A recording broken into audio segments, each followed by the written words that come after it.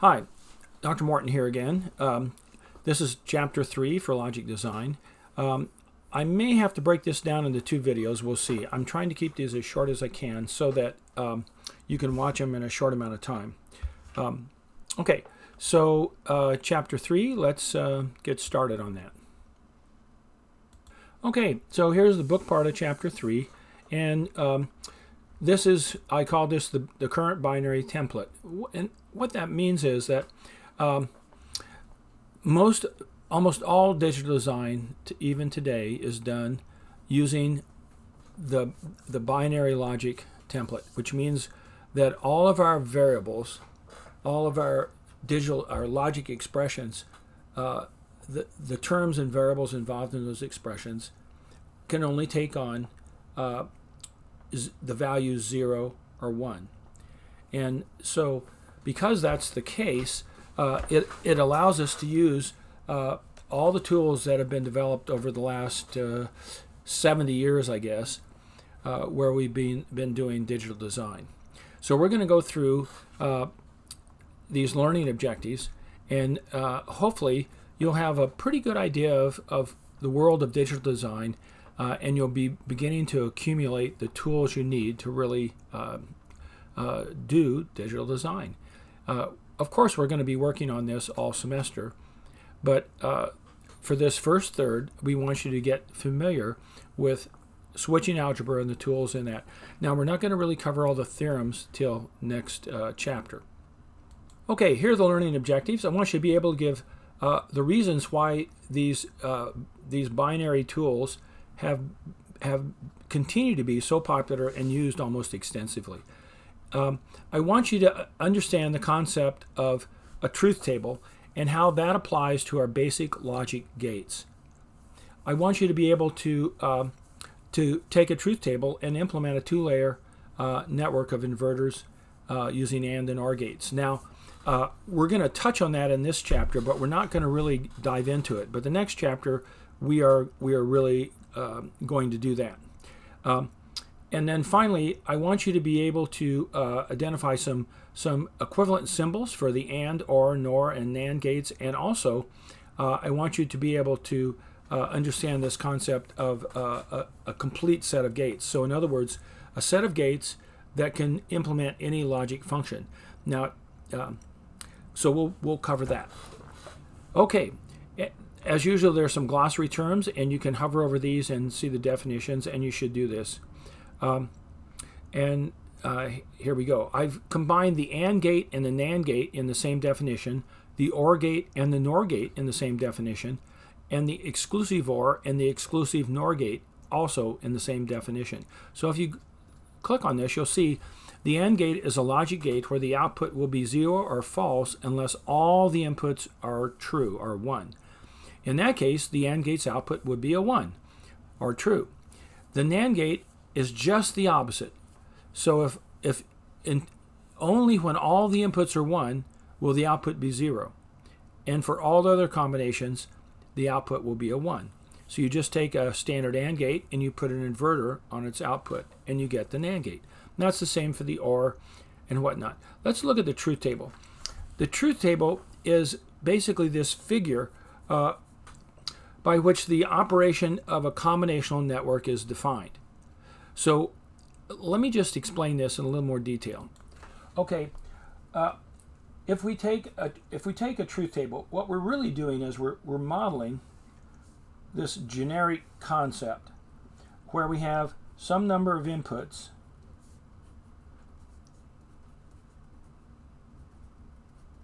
and we have some number of outputs. I'm just going to write 1 because mostly we're going to deal with systems that have 1 output, but you can have as many as you want. And then inside here, we have our network. We'll call it a logic network.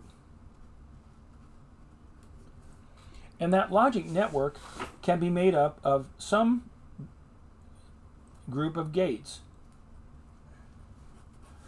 Now, we like to think of a network in terms of several concepts. One, we think of it in terms of how many layers. Of course, we like to think of it in how many inputs and outputs. And then we also like to think of it in terms of what kind of gates we're using to implement it.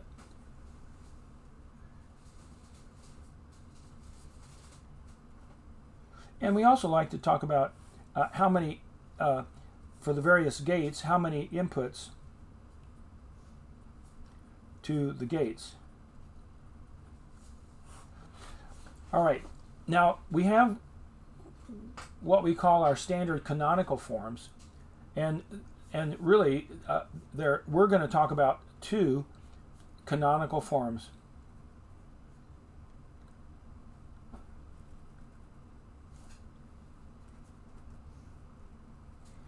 Okay, so we're going to talk about an and or form and an or and form.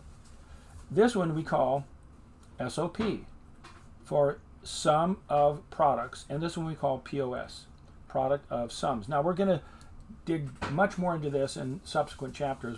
I'm not going to really cover this much. The text doesn't really talk about this a whole lot in this chapter.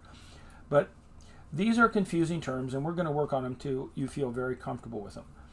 When we use the word sum, we're really talking about or, and when we use the word product, we're really talking about and. Now that in itself is confusing, but that's what it is. And in the case of this, the AND gates make up the input layer, and then we have a single OR gate for the output. Here we have OR gates making up the input layer and a single AND gate for the output. So this up here, this OR gate is summing up these input AND gates, their outputs. Here, this AND gate is multiplying or ANDing together the outputs of the OR gates. When we AND something, we have stolen from algebra the concept of multiplication, even though it's not multiplication, it's just ANDing, but we use the word product to indicate that.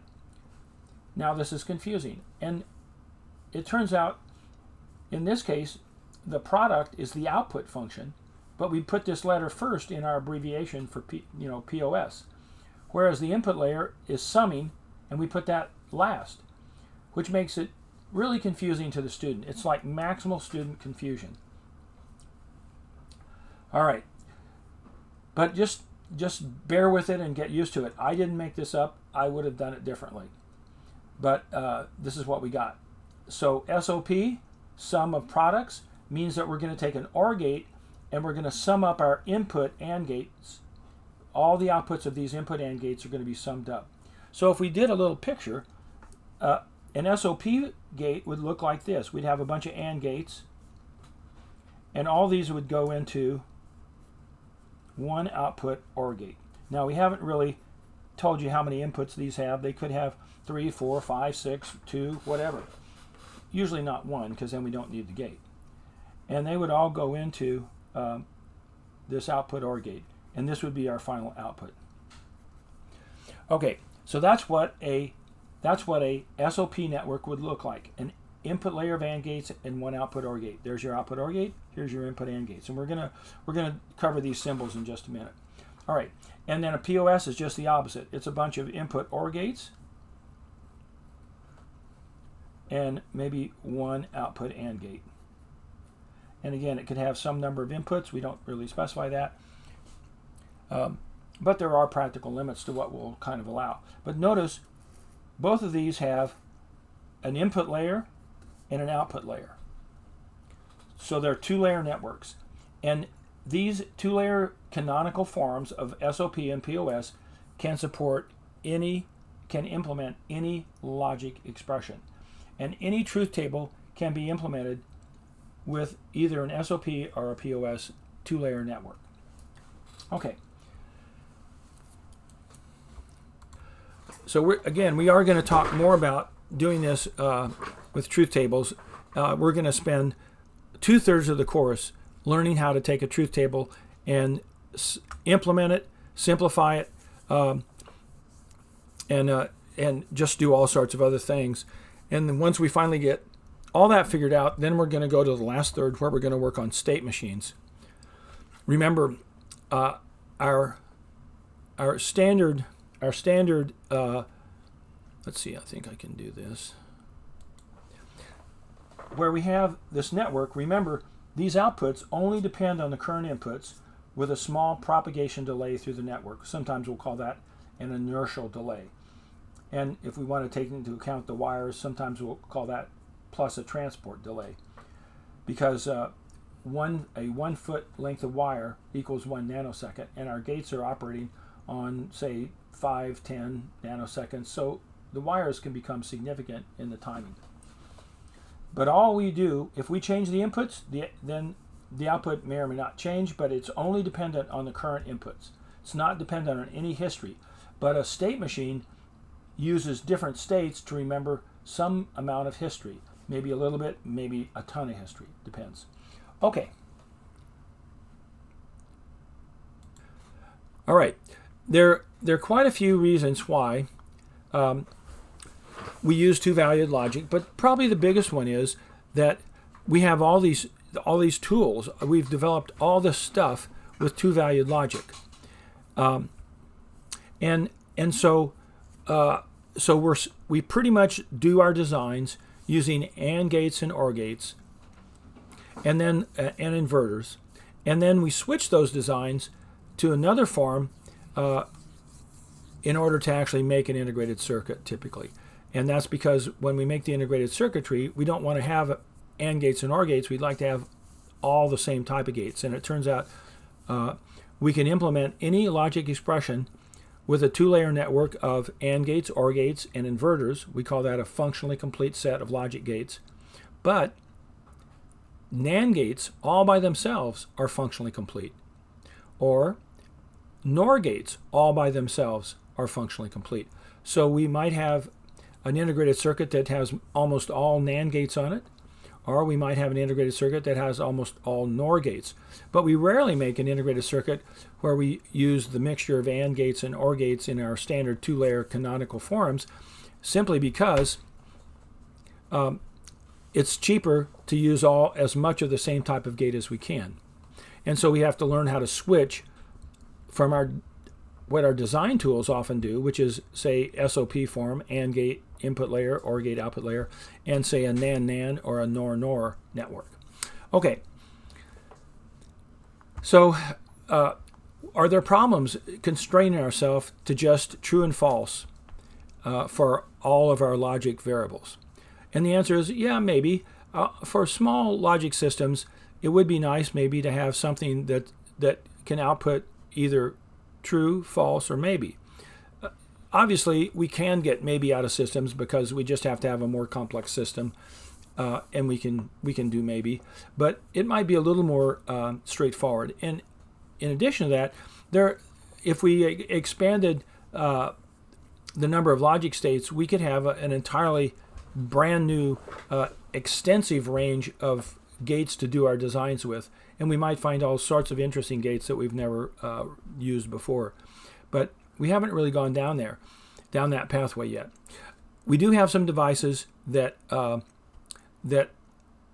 use 3-state and 4-state, and those are particularly flash memory, which you'll find in your jump drives.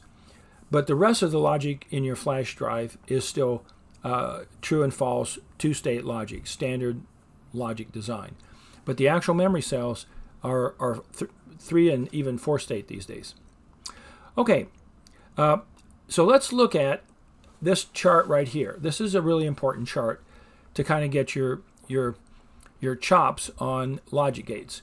Turns out we're gonna use this. We're going to use this concept. Let me switch to this. If I just take all the situations where I can have a logic network here, we'll call this a gate in this case, just a single gate, with 2 inputs and 1 output. We'll call the inputs A and B and the output F. It turns out if I have 2 inputs, then how many different outputs could I possibly have? Well, let's look at that. Here you can see we have input A and input B, and then we have 1, 2, 3, 4 different combinations of A and B. They can both be 0, It can be A is 0, B is 1, A is 1, B is 0, and they're both 1. So that gives us four rows. And we can then assign logic function or output functions that differ dependent on these rows. Well, how many different functions can there be if you have 4 values in your rows? You can make all the values 0, and that gives you F0. You can make all the values 1, which gives you F, in this case, F16 or F sub F. But all zeros or all ones don't change with any change in the input, so those aren't very interesting and not very useful either. So, but we still are left with 14 different gates, and of these 14, there are 6 that have been sort of canonized, made standard, if you will. And those 6 are AND, OR, and exclusive OR, and then adding an inverter to the output of these, you get the NAND, the NOR, and the XNOR. So that's our 6. So really you just have 3, and then 3 more where you invert the output. And using these gates, pretty much the entire world of logic design is stands on. And most of our integrated circuits are pretty much made mostly of either NAND gates or NOR gates, because we like to have the same gate. And there are a lot of reasons for that. One, it allows, if you fabricate the same gate over and over and over again on your silicon, your fabrication steps become much simpler, and also the performance of your gates becomes very similar. So you don't have some gates that take a long time to switch and others that switch real fast, and then problems with race conditions and stuff. So you really want regularity. And remember, when we talked about how we deal with great complexity, regularity is one of our tools. And so that's why we really like to use mostly all the same type of gates. Also turns out it's easier to make a NAND gate or a NOR gate on an integrated circuit than it is to make an AND gate or an OR gate. They're a little harder to do, but the gates with inverted outputs are easier to make. Okay, what about the things that we didn't give names to? Well, if you scroll down here, there's another table down here where I talk about that in the text, and basically you can see I've used different representations here, but so F0 is always 0, F1 is always 1. F2 here would be A ANDed with the inverse of B. So that's really not particularly useful or unique. We could put an inverter on the B input and still use F1. Here we completely ignore the B input and we just output A. Here we completely ignore the B input and the A input and just output B. Here is A prime B. This is A B prime. This is A prime B. And then here we have just B prime, just A prime. And here's A ORed with B prime, and here's A prime ORed with B. So these are just sort of combinations where we're inverting one of the inputs or we're ignoring one of the inputs. So they don't really add that much to what we already have. Okay. I want to say a word about 3 figures that factor really prominently in the development of digital design in our logic world. George Boole, who basically came up with switching algebra and the binary number system and whatnot, and laid out these, who basically initially discovered these interesting 2-input gate combinations. Then a guy named Huntington came along and kind of made some more rules about Boole's system. And we call Boole's system of how to manipulate binary logic functions, we call it switching algebra. And then here's some Huntington's postulates. Now remember, we use the plus sign for OR, not addition. We use the multiplication sign for ANDing, not actually multiplication. And there is no division, there is no subtraction. So here are his rules: closure, identity, commutativity, and distributivity and complements and distinct. And you should read through these. But the closures, any operation must give a result of true or false. And 0 and 1 are never the same. That's in the distinct. Whereas in the identity, if you OR x with 0, you get x. If you AND x with 0, you get 0. If you OR x with 1, you get 1. And if you AND it with 1, you get x. If you, it doesn't matter the order. If you OR x with y, or it's the same as y ORed with x, same with ANDing. Notice here we just write it like we would in normal algebra, xy, which means x times y, which because times means ANDing, we understand that it is x ANDed with y, and here's y ANDed with x, same result. We have the distributive law. We'll talk about that more in the next chapter, but we have x. We can distribute it in here and get x times the quantity y ORed with z is the same as x ANDed with y plus ORed with x ANDed with z. And here we have x ORed with yz, and we get these two quantities ANDed together, and the quantities are x ORed with y, and the other quantity is x ORed with z. This is not valid in standard switching algebra. In standard algebra, but it is true in switching algebra, and we call this the first and second distributive laws, and we'll talk about that as C1 and C2 in our next chapter. Okay, complements. If you OR x with its inverse, so if x is 0, its inverse is 1. If x is 1, its inverse is 0. So if you OR x with its inverse, and again we indicate the inverse with the apostrophe.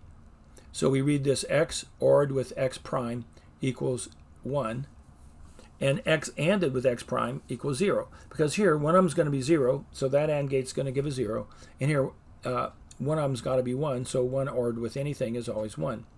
And again, the distinct output means we 0 and 1 can never be the same. All right. And then finally, Shannon, who in the late 30s basically connected switching algebra with the design of digital circuits. Then this was really one of the major breakthroughs, and this is the foundation from which we get all of our design tools, because we really use AND gates, OR gates, and inverters, and exclusive OR gates to do everything we do in the digital world. All right, we have symbols for these gates. The AND gate symbol looks like this. This is a 2-input AND gate. Here are the inputs, there's the output. Single output, but you can have as many inputs as you want. There are practical limits in the electrical hardware, but and normally we wouldn't probably have one with more than maybe 10 inputs. That's about all we're going to actually make in hardware. So if you need more than that, then you're going to have to add some layers. Okay, and we don't write this as A times B, we write it equals F. We just write AB equals F, where the inputs are A and B and the outputs F. Here's the truth table for that. Remember, the truth table shows us the desired output for all possible input combinations. We have two inputs, A and B. That means we have 2 to the n, where n is 2 inputs. So that's 4 possible combinations, 0, 0, 0, 1, 1, 0, 1, 1, and we get 4 different values for F. In this case, the only time F is 1 is when both inputs are 1, and that defines an AND gate. A NAND gate is exactly the same as this, only invert every one of these. So it would be 1, 1, 1, 0. So the only time the NAND gate is 0 is when both inputs are 1. OR gate. We write it A plus B equals F. And this has 2 inputs. You can have more. You can have as many as you want, but there's a practical limit in real hardware. And you have a single output.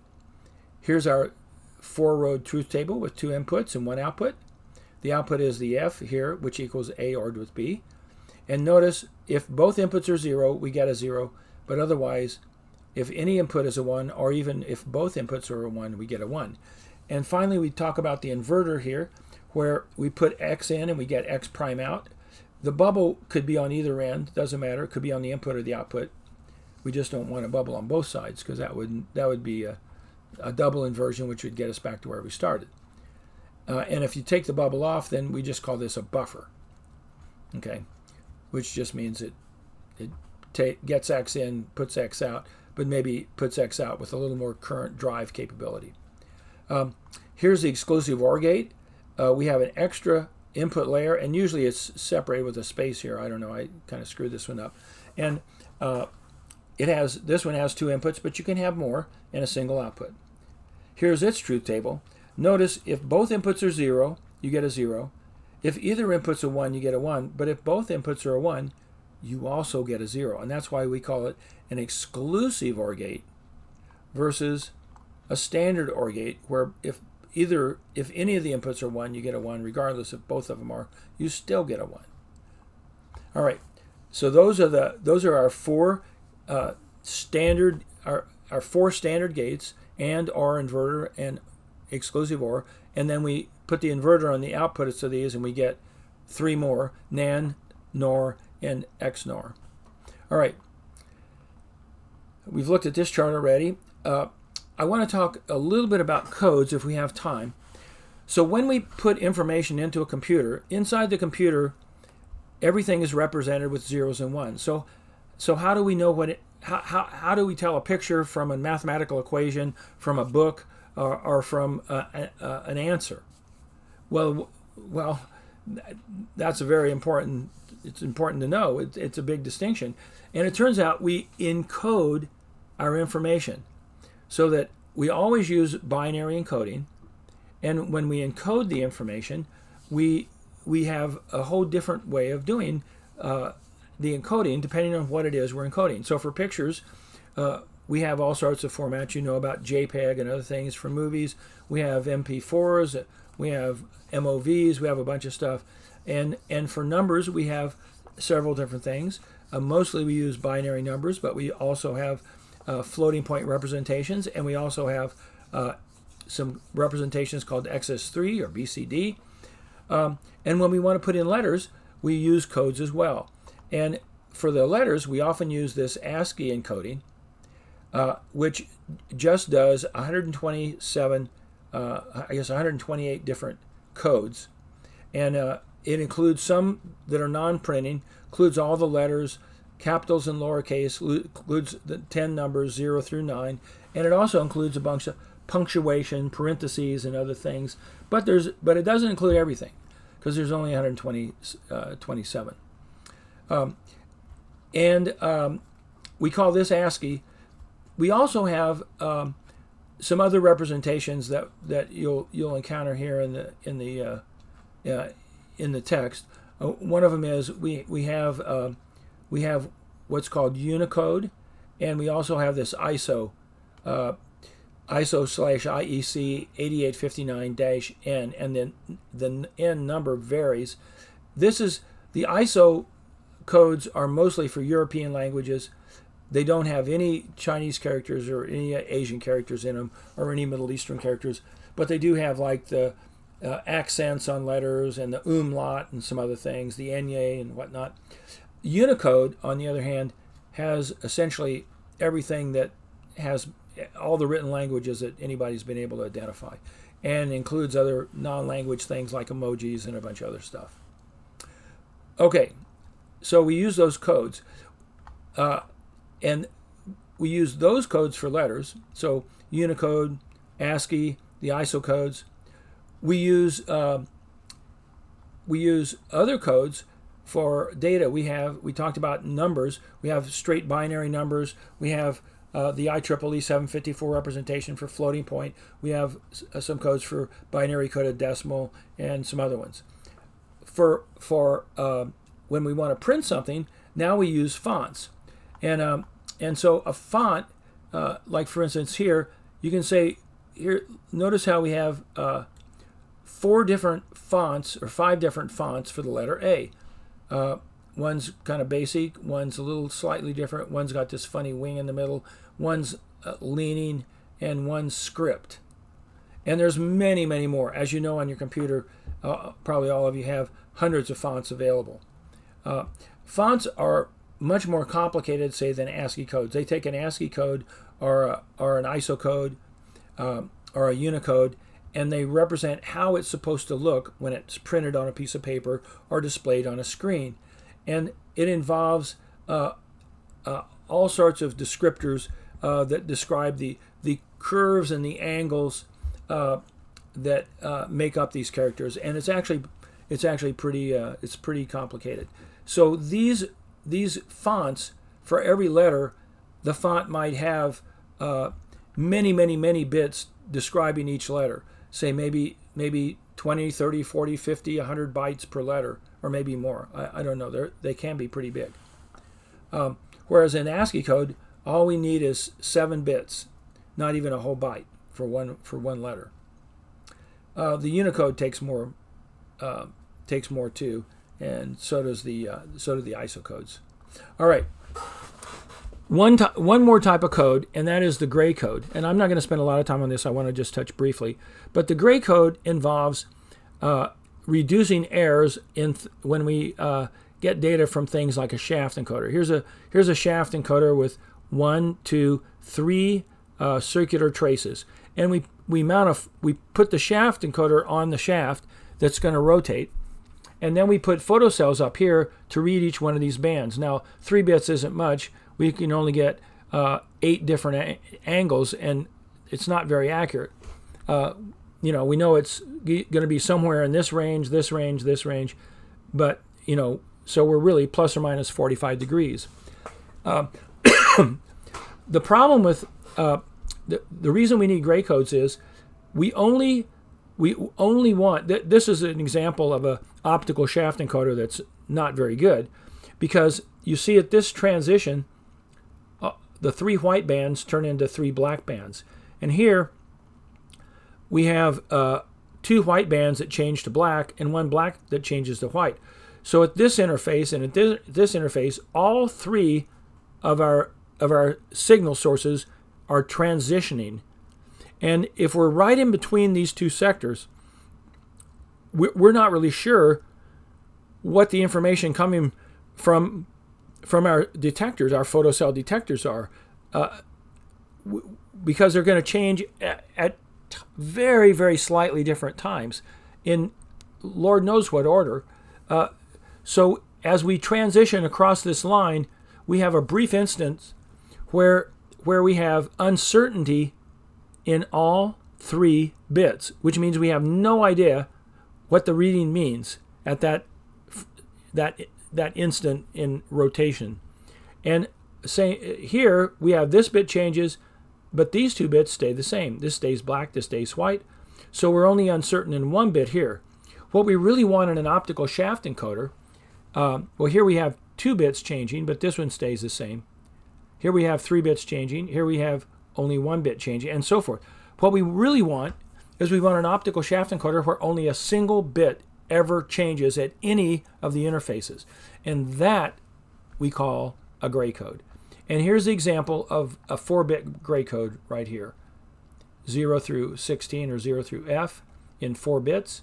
And you can see if you look through this, and also from F back to 0, only a single bit changes. But you'll notice it's not in binary order anymore, which means if we have an optical shaft encoder with a gray code encoding, we have to have a lookup table to figure out what angle we're pointing to in order to actually get the reading, because it's not going to be logical.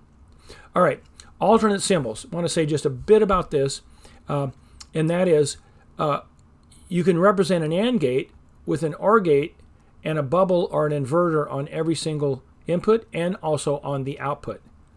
You can represent an OR gate with an AND gate with inverters on everything. You can represent a NAND gate with an OR gate but inverters on the inputs but not the output. And you can think of this as you just flip all these connections. You flip these by adding inverters. You flip this by taking off the inverter. And the same with the NOR gate. It's an AND gate with inverters just on the input. So these are alternate gate symbols. And these are good for helping you convert from an AND/OR network into, say, just a NAND network. And we'll talk about that. We can always add 2 bubbles to any wire. We can cancel 2 bubbles. We can slide bubbles along any wire. And that way we can move our bubbles around, we can cancel and add them, and we can substitute alternate equivalent gate symbols. And if we do that, we can either graphically or algebraically convert from, say, our AND/OR network to a NAND/NAND network, or from an OR/NOR an OR/AND network to a NOR/NOR network. All right, I have already talked about functionally complete sets of gates. I think this will complete this video, and we're going to stop it right here.